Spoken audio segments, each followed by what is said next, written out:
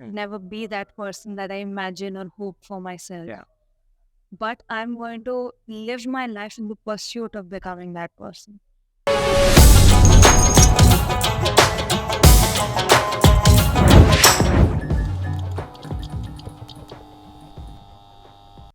So, today we want to talk to you about a very important concept and practice in life that of late I've come to realize has become super important in keeping my happiness levels high, my contentment levels high, and generally feeling more fulfilled in life.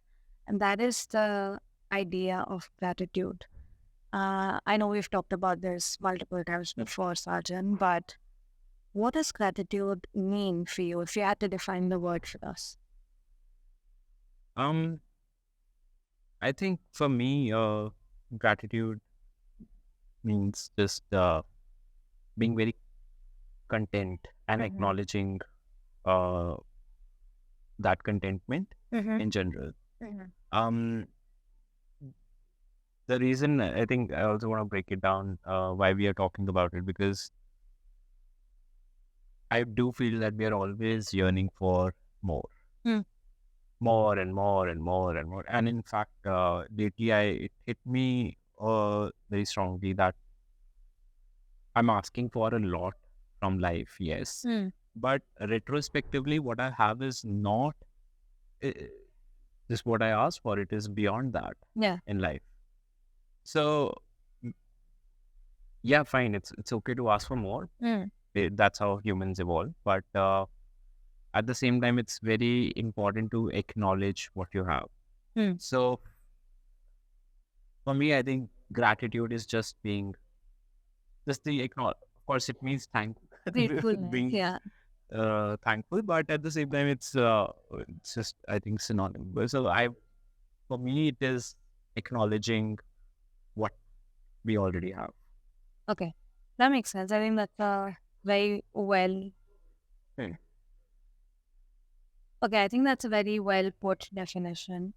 For me, just to expand on that, not to nullify that, but I think mainly, like you said, gratitude is very closely interlinked with the concept of serendipity. And Yeah. what I mean by that is, ठीक है सबको कुछ ना कुछ और चाहिए life में. Hmm. ठीक है जॉब में, relationships में, financially, health wise, Yeah. everyone has goals and everyone's falling short of goals. Everyone is falling short of goals. Yeah. कोई कुछ कर ही नहीं पा रहा है लाइफ में. Hmm. Um, and I go back to what Matthew McConaughey said in his book about this, Green Light. Green Hmm. Light, I guess that's the name of the book. Okay. He said, my hero is Matthew McConaughey 10 years from now. At every stage of my life, it's been Matthew McConaughey 10 years from now. I'm never going to reach there, never be that person that I imagine or hope for myself. Yeah. But I'm going to live my life in the pursuit of becoming that person. So, reverse engineering this concept, if I think of life as a long period of pursuing things that you think you want to actualize or achieve, and always falling short of it, that means ki, today I feel like I'm falling short of things, but the Sameeksha yesterday is not falling short of things. Sameeksha was like 10 years old, couldn't freaking dream of things that are happening today. Like you said, मतलब जहन में ही बात नहीं आएगी वो जो आज हो रही है. It is so big and so wonderful Wow. and so beautiful. And so gratitude is till you reach the next milestone, it's appreciating what you have. And in the same heartbeat, knowing that you have serendipity on your side and you have possibilities on your side. So believing in that serendipity for things to come true that you've never imagined in your life. It's both. I think I'm glad you mentioned serendipity in the scheme of gratitude, because we tend to give ourselves a lot more importance Yeah, than too we much credit. than we deserve.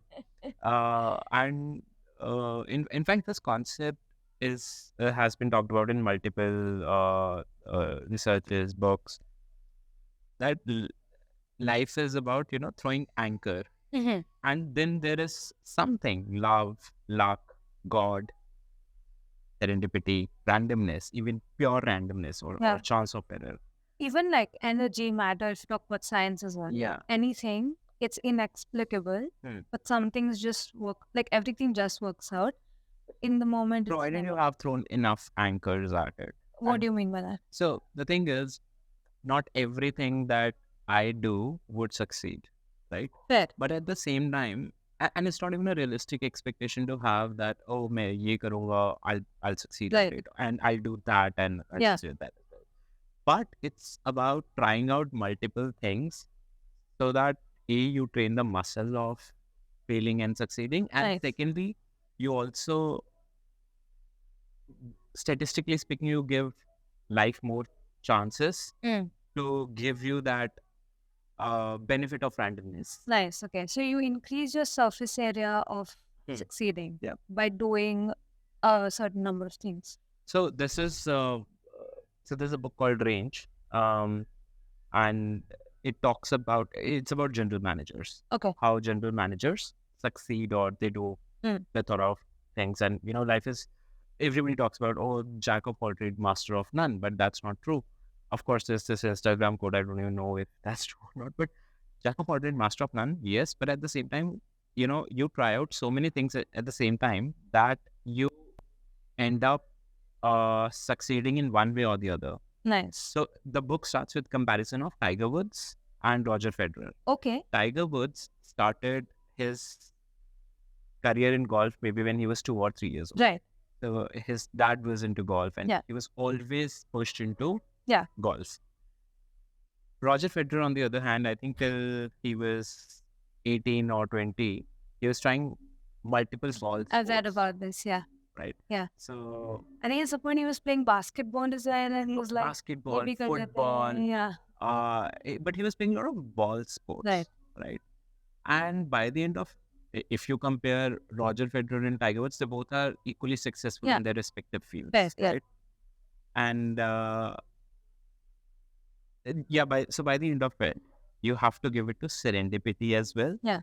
And tying it back to gratitude, gratitude is not just, I think, acknowledgement of what you have done or what you have, but gratitude is also forward looking in a way that you believe in that serendipity. Now, you could be an atheist stating, I don't believe in luck, it's all my doing, and so on and so forth. Even from that perspective, you have to give it to chance or randomness, that somewhere a random error would exuberate and would push you towards success or failure equally. Anything. A lot of times you fail also because of no fault of yours. Yeah.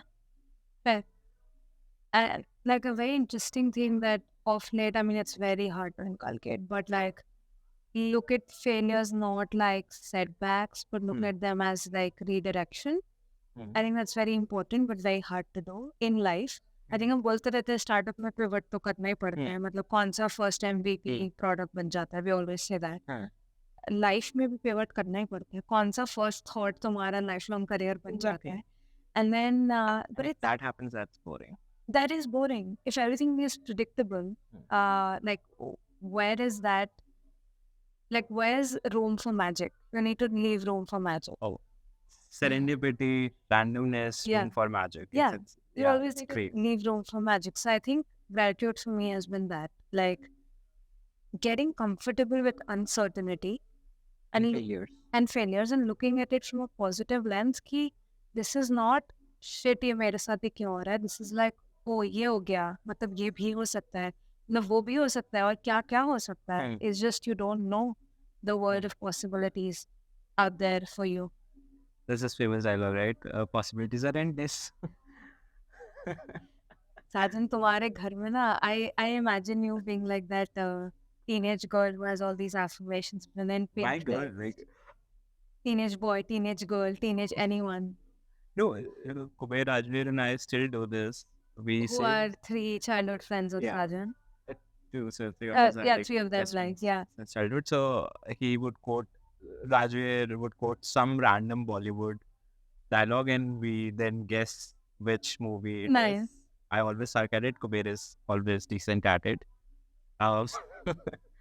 good digression from the topic, but we still No, do that. We're but 30-year-old yeah, male. like why discount Shah Rukh Khan dialogues, man? दिल से चाहो तो पूरी कायनात तुम्हें मिला ही Exactly. देती है. Like, but I like without being corny, I truly believe that.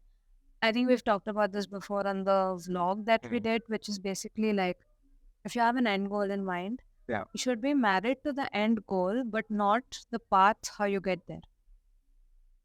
You should leave room for like error or possibilities in the paths that you get there. Because you don't know how you're going to get there. Here's an example. If I have a goal of, I don't know, when I was younger, I used to be like, oh, meko bahar padhai karni hai and I want to work abroad. Like that was my goal. And I used to always fantasize about maybe like New York or London and think about working here. Like, and the path has not been what I envisioned when I was young. Like, I haven't done those things that I wanted. Back then, I wanted to be a researcher who did a PhD and then worked in London. And like, I haven't done any of those things. Not going to academia. But the point being, it's you, if you really want it, I think you do get it. Might not be in the same exact format that you envisioned, slightly different. And so don't be married to the how. You might be married to the what, but even there, leave some room for how it manifests. So glad you brought that up because even in Amazon India, one of my manager used to say this, that be ruthless about the direction or the goal, but be flexible on the details. Nice. So, Just a very nice corporate way of saying what I just said. yeah, you got to learn the jargon stuff. Neat. But yeah, so you did this X days of gratitude. Yeah. And you're doing it in Yeah. I uh, sometimes forget. I should. and it's not a daily thing that you have to post. You post on days you feel happy about a particular Yeah. thing, is what I've understood. Yeah. Tell me about this journey, like why you are doing this. Yeah. And I think it's been some 16, 17 I think yeah, days 20, so far. 25 days, something like that. Okay. Over a period of, let's say, around 60-ish days. Yeah. So How do you feel about you Yeah. working properly? So this is like it's a type of a gratitude practice, which is for the people who don't follow me on Instagram, it's called 100 Days of Happiness. And then I post about things that make me really happy. And I post about them. So like day one is, I don't know, the cloud was amazing when I walked to work. Day two was I got coffee with a friend and that was amazing. So I'll post about that.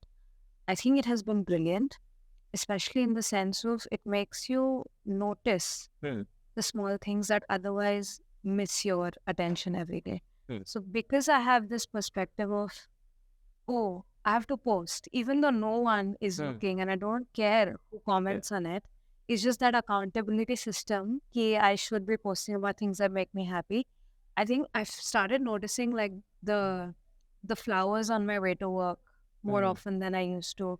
The other day I was coming back from work, like walking home, and then a teenage girl was playing her violin inside her room, like which is very close to my house. And because it was so quiet in the evening, like you could hear her violin like very clearly. So I just stood there for 5 minutes and I was like, this is beautiful. And now her son played the violin live. And I took a video of it and like it was the worst video possibly, like aesthetically. It was so bad. But it was just that moment. And so once you start capturing these moments, you realize that there's just so much to be grateful for in life. And if you just focus on the big things, there are only very few moments in life that are going to make you happy and then you die. And then that's not how you should aspire to live. It's the small everyday things. My mom used to say this a lot. She's like, अगर छोटी बातों पे खुश नहीं हो पाओगी, तो बड़ी बातें कभी खुश कर नहीं पाएंगी तुम्हें. And I think I understand that now. If I don't derive that happiness from small things, the bigger milestones will always fall short of the expected happiness that I had for them. Wow, it's actually a summation of all the small little moments that happen in your life. Because you appreciate the small things, and the big thing happens, it's a big thing.